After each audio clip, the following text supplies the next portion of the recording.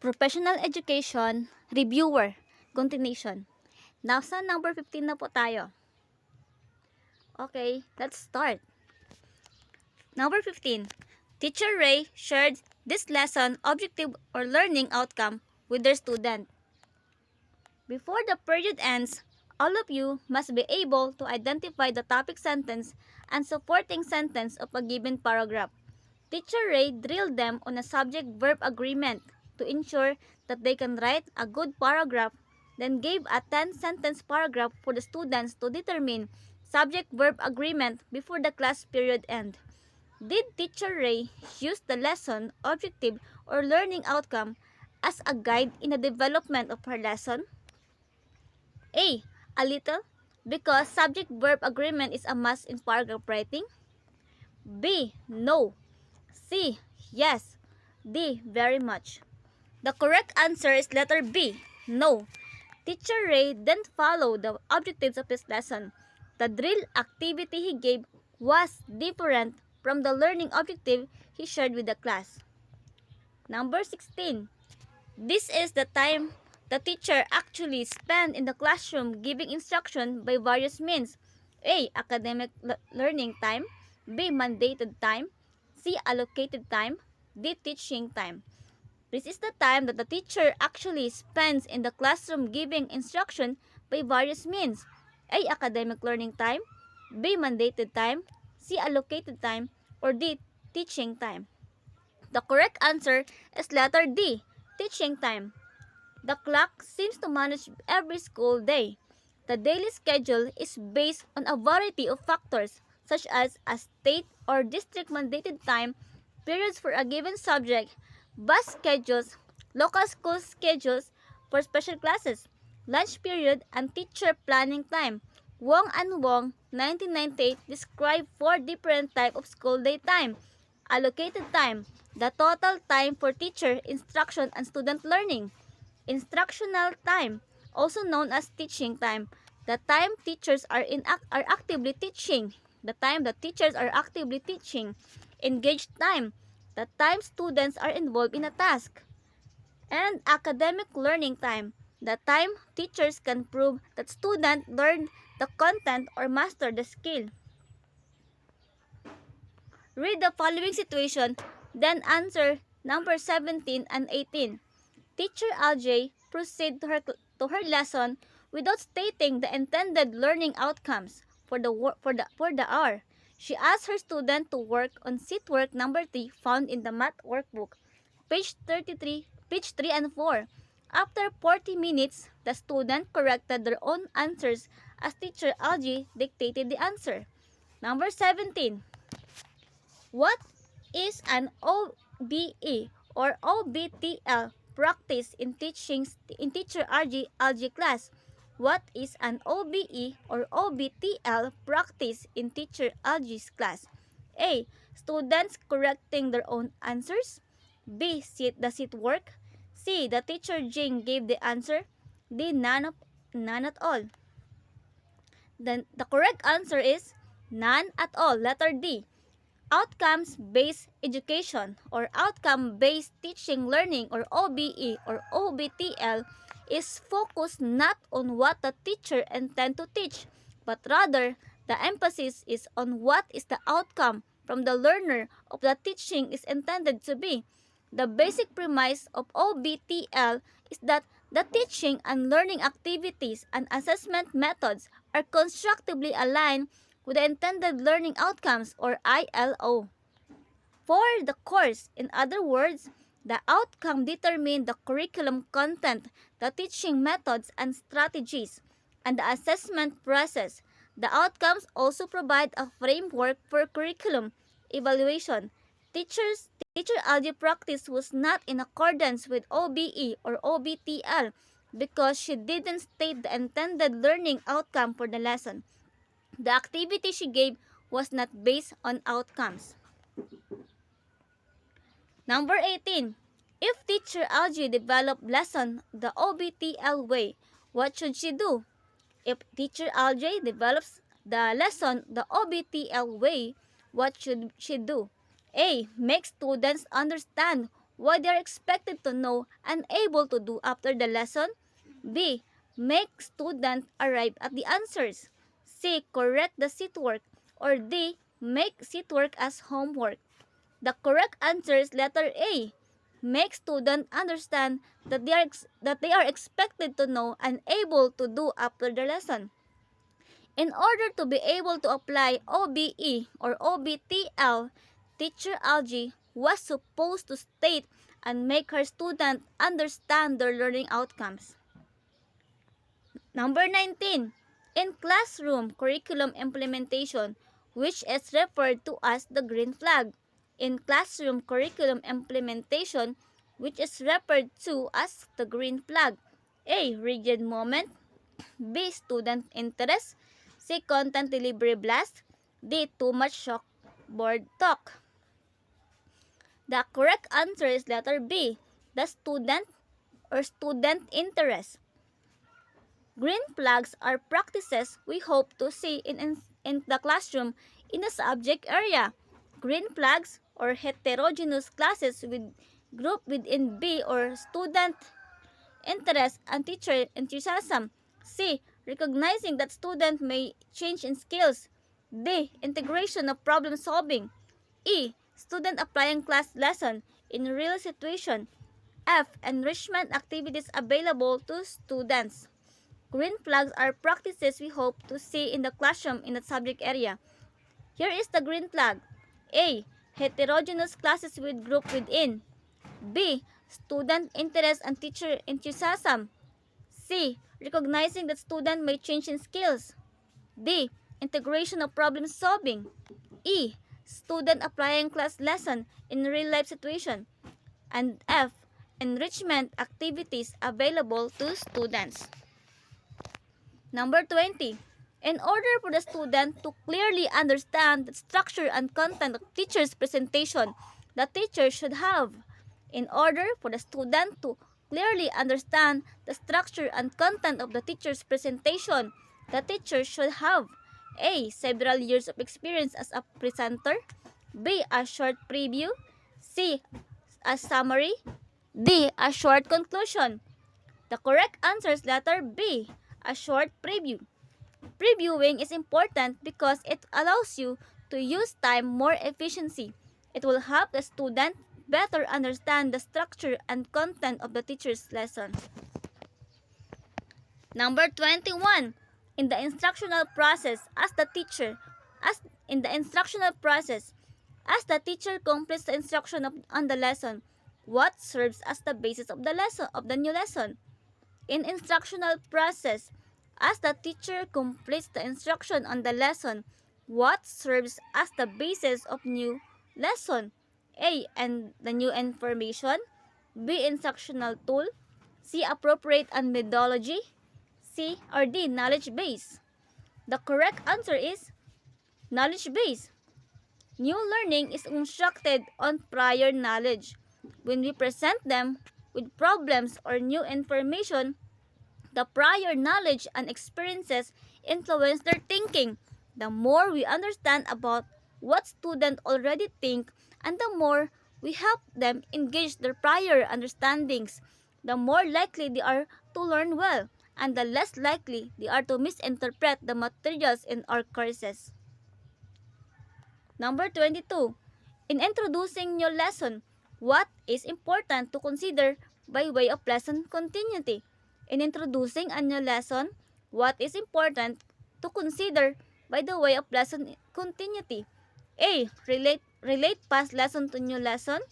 B. Prepare the instructional materials. C. Introduce new lesson. D. Prepare new audio visual. The correct answer is letter A. Relate past lesson to a new lesson. A review connects the current lesson with previous lesson by going over points that were taught or learned previously. Number 23.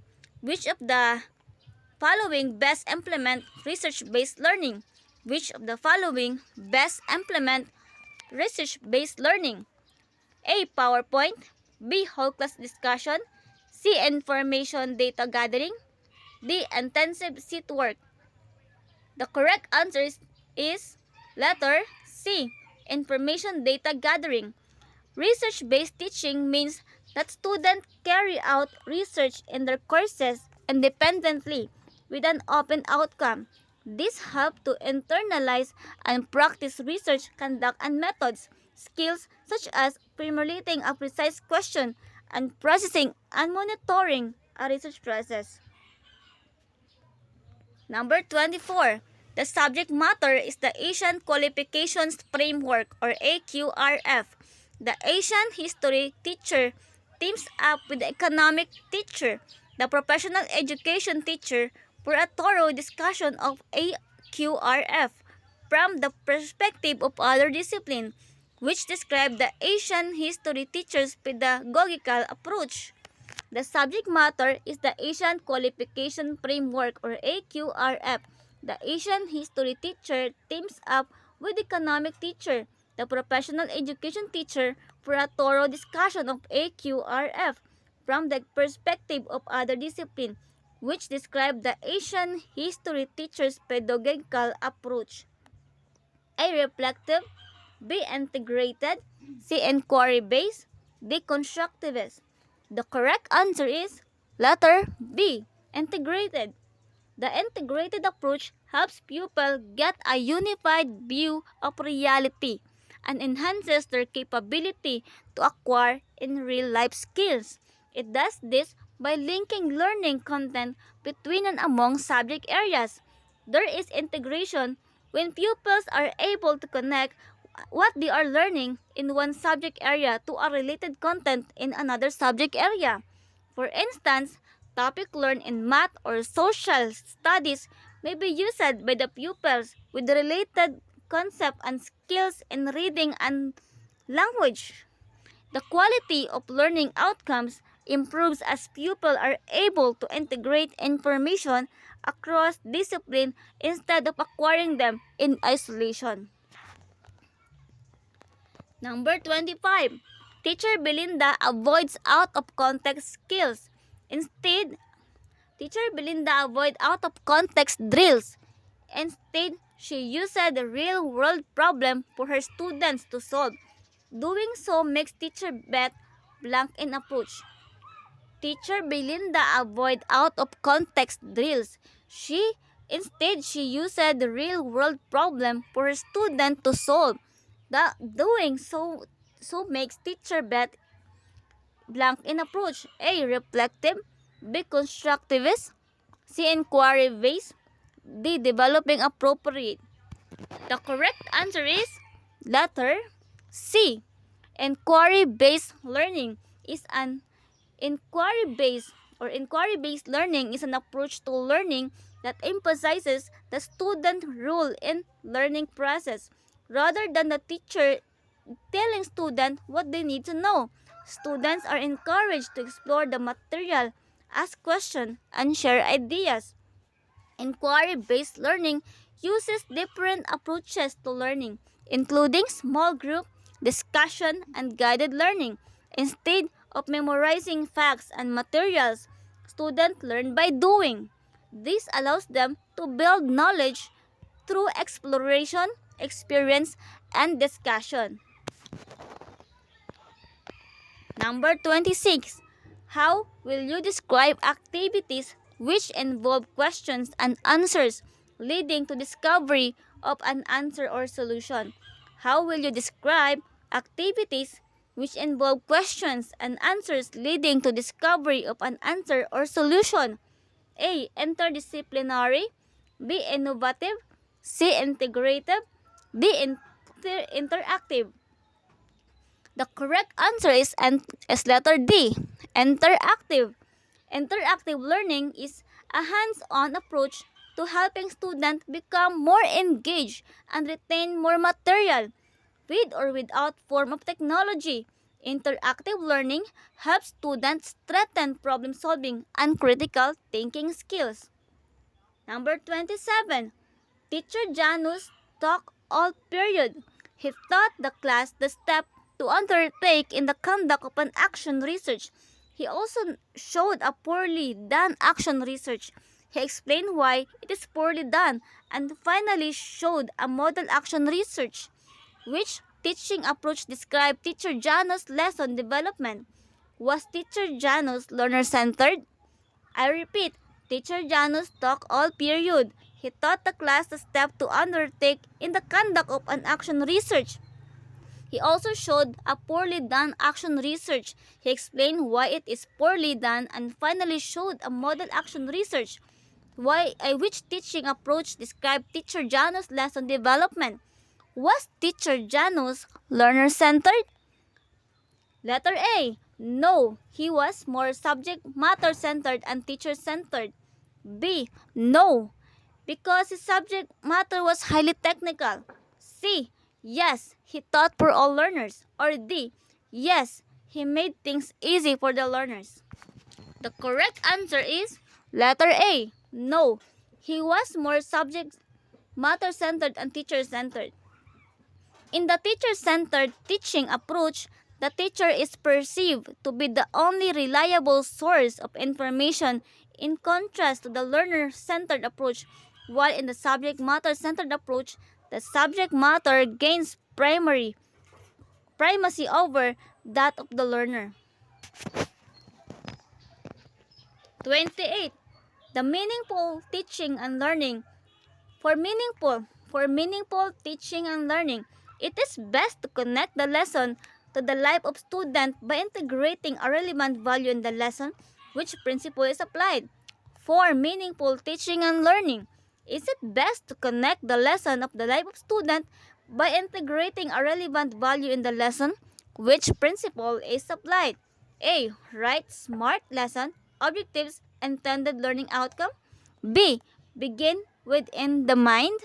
C. Share the lesson objectives intended learning outcome with students. Or D. Lesson objectives intended learning outcomes must integrate 2 or 3 domains: cognitive skill and affective, or cognitive and affective, or skill and affective.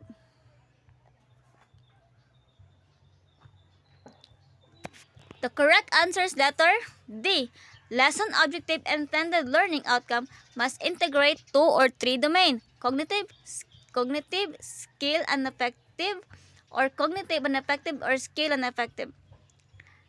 Developing and delivering lesson by teachers are integral in the teaching process. It is hence important for teachers to ensure that the three domains of learning, which include cognitive or thinking, affective, emotion or feeling, and psychomotor, physical or kinesthetical, to be achieved. It is imperative to understand that there are different categories of learner who have varying needs, and as such different method must be adopted in the planning and delivery of lesson to ensure that such needs are addressed. Number 29. Teacher Delia's lesson was on what a man can do to arrest climate change. She made the student to do talking, arguing, and synthesizing. The lecture was made after the student lively discussion.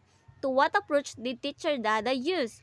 Teacher Delia's lesson was on what a man can do to arrest climate change. She made the student to do talking, arguing, and synthesizing.